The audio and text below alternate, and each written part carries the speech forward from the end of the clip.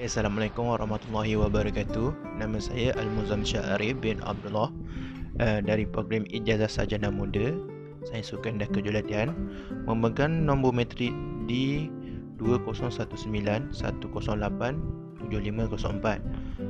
Saya dari grup M Falsafah Ilmu dan lecturer saya adalah Encik Muhammad Jasri bin Ishak. Okey, saya memilih soalan nombor 3, iaitu pembandingan epistemologi, modernism dan pasca modernism.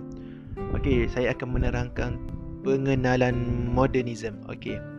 Modernism ialah konsep yang berhubung dengan hubungan manusia dengan lingkungan sekitarnya di zaman moden. Konsep modernism ini meliputi banyak bidang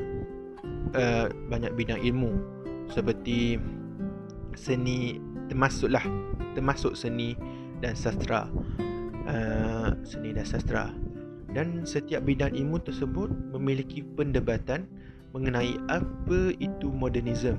Walaupun demikian, modernism pada umumnya dilihat sebagai reaksi individu dan kelompok terhadap dunia moden, dan di dunia moden ini dianggap sebagai dunia yang dipengaruhi oleh praktik dan teori kapitalisme, industrialism dan negara-negara bangsa.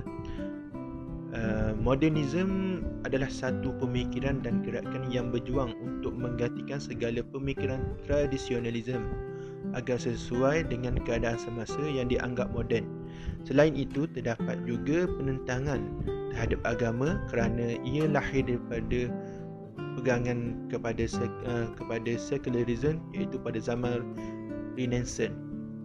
Pada abad itu, agama dianggap sebagai dan setengah ajaran tidak sesuai dengan konsep pemodenan yang ingin dibawa. Modernism kian berkembang apabila kemunculan tamadun barat yang berkiblatan kepada akal, terutamanya pada abad ke-18, zaman Enlightenment. Sebagai contoh, pejuang pada abad itu, Charles Darwin, Sigmund Freud dan Karl Marx. Okey, seterusnya saya akan menerangkan tentang pengenalan pasca modernism. Pasca modernism ini wujud pada tahun 1970-an. Pasca modernism telah digunakan dalam ilmu falsafah yang begitu sinonim dengan dekonstruksi dan pasca strukturalism. Pasca modernism terbahagi kepada dua aspek yang mana kedua-duanya adalah reaksi terhadap modernism dan modernity. Okey, ia telah dibicara dalam pelbagai keadaan dan jabatan. Menurut Christopher Norris, dalam pasca modernism ini telah dikesan melalui tiga dasar tujahan istilah iaitu tiga tunjang dasar tujahan istilah iaitu pasca strukturalism, istilah pasca modernism itu sendiri, dan istilah pasca modernism budaya. Mengenai tiga tunjang dasar tujahan istilah iaitu yang pertama ialah istilah pasca strukturalism. Ia merujuk kepada pemikiran yang muncul selepas kemunculan teori strukturalism. Ramai yang menyuarakan secara lantang bahawa strukturalism telah hilang kekuasaannya. Mereka ini terdiri daripada sekumpulan pemikir yang dimaksudkan, iaitu ahli Foucault, Lyotard dan Derrida. Tiga orang tokoh besar dalam senarai pemikiran dan ahli falsafah Perancis bertaraf antarabangsa ini. Timbulnya penentangan terhadap teori strukturalism yang telah menguasai benua Eropah selama beberapa dekad. Maka bermulalah zaman yang dikatakan pasca strukturalism itu.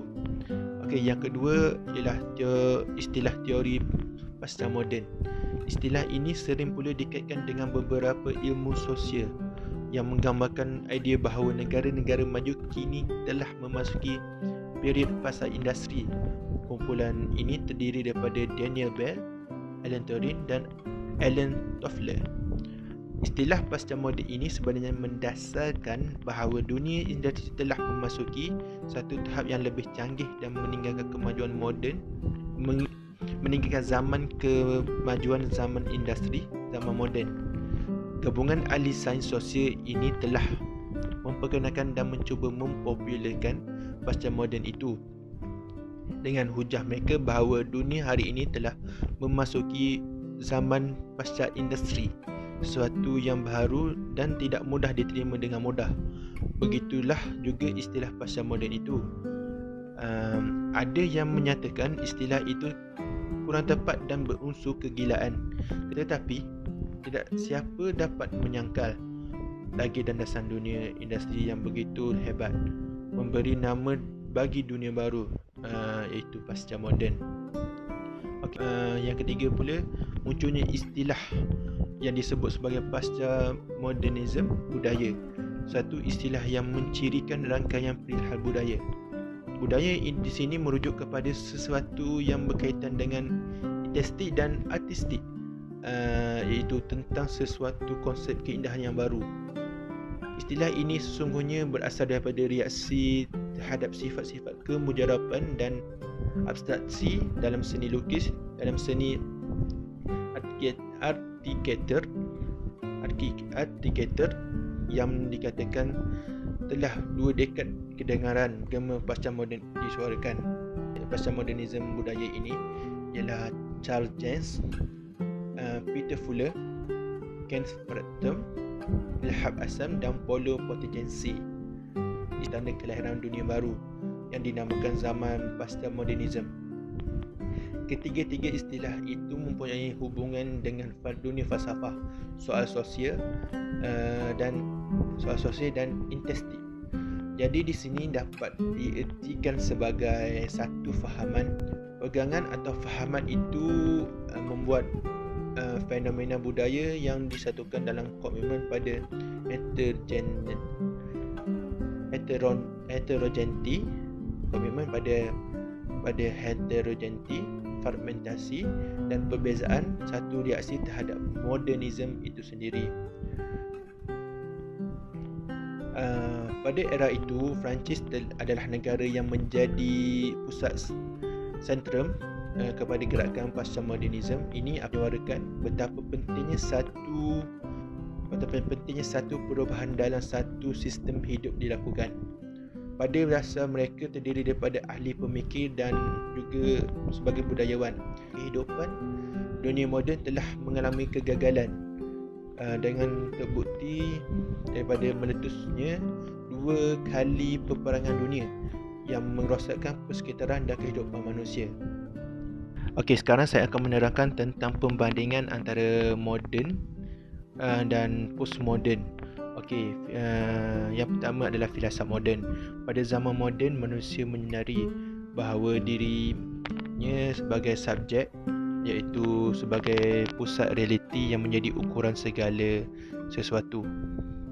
Dilewat modernisasi, manusia lebih menyedari dirinya sebagai individu. Kemajuan ekonomi dan terutama seni sangat besar dalam peningkatan kesedaran akan subjektiviti ini. Okey, untuk postmoden pula, postmoden cenderung mengkritik segala sesuatu yang modernisasi, iaitu pengalaman peradaban barat adalah industrialisasi, urbanisasi, kemajuan teknologi negara-negara bangsa, kehidupan dalam jalur cepat. Teoritasi postmoden cenderung menolak apa yang biasanya dikenakan dengan pandangan dunia, worldview,